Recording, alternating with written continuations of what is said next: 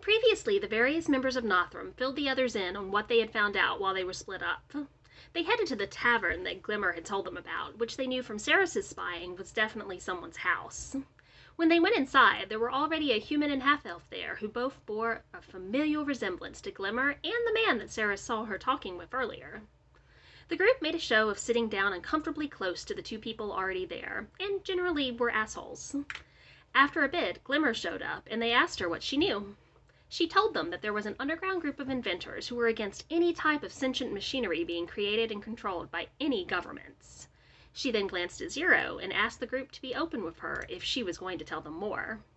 Ceres pointed out a bit sarcastically that Glimmer hadn't exactly been forthcoming with them, at which point she dropped the charade and admitted that the others were her cousins. Their aunt, Victoria, was the one who built Zero at the request of the powers that be in Vasselheim. She spent years trying and failing, creating mini-robots that were lacking sentience. She finally found the missing piece and was able to create Zero, and she spent months teaching him right from wrong and how to protect others. She saw him as her child and wanted him to have a moral code. Then the city came for the soldier they'd hired her to build. It was fine at first, but the city began pressing Zero to do more and more. They wanted there to be no crime, and they wanted him to use lethal means, even in the case of petty ones. Victoria couldn't bear it, so she helped Zero escape the city. The two of them were planning to run away together, but they were caught on the way out. He was damaged during the escape, which is why he has memory problems, and she was captured. Since then, the city had kept Victoria imprisoned. She refused to make another Warforged, and they refused to let her go until she did. The group decided to break Victoria out of jail, because of course they did. They would also take Glimmer and any of her cousins who wanted to leave out of the city to keep them safe. They decided that Glimmer would arrange a meeting with her aunt, and Aerith would come in with her as a tiny insect.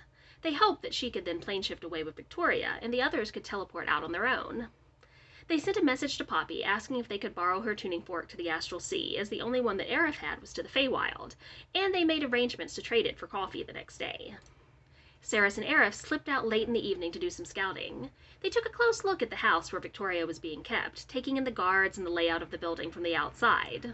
Then they returned to the others, and Iridian used Commune to confirm that there wasn't magic set up to prevent plane shift. The group rested for the night, and the next day Aerith opened a portal in a tree so she could hand off some coffee to Poppy and get the tuning fork in exchange. Poppy didn't want to know any details on what they were doing. Meanwhile, Glimmer made an appointment to meet with Victoria that afternoon. Glimmer's cousins, who were leaving the city, gathered together, and the group headed off to attempt a jailbreak. Before they left, Ceres took off the amulet that Zero had lent her months earlier and gave it to Aerith. Gwei used a spell to link all of their minds so they could communicate with each other. The others gathered outside the building in various places, while Glimmer and Aerith the Ant went inside. Communication was blocked between those inside the building and outside the building, but otherwise, everything went as planned. Aerith the Ant transferred over to Victoria without being noticed, and once they were in the sill together, she turned back into herself. She showed Victoria Zero's amulet, which was enough to convince her to trust Aerith, and let her plane shift away. Outside, Arian, Gwei, and Glimmer headed back to where Glimmer's relatives had been gathered. Arian created a teleportation circle, and Gwei went with Glimmer and her family to Whitestone.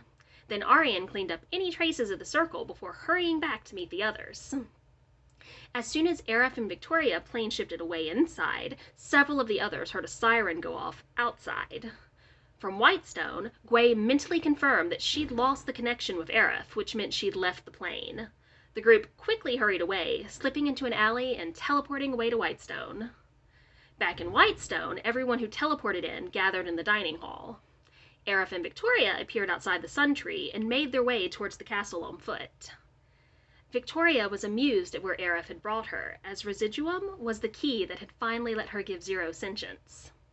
When they arrived, Zero and Victoria had a tearful reunion. As that was going on, Poppy's eyebrows went higher and higher as she heard just what the group had done. Ceres pointed out that nobody was hurt, at which point Poppy glared at her, since Ceres still had a black eye from the bar fight she'd started a few nights earlier. Coping mechanisms. Hers are great. Ceres flinched at the look being leveled at her, and then as the others watched, a silvery mist appeared around her, and she teleported to the other side of the room. It was difficult to tell who was more surprised by the blatant magic, Ceres or everyone else. And that is where we left off.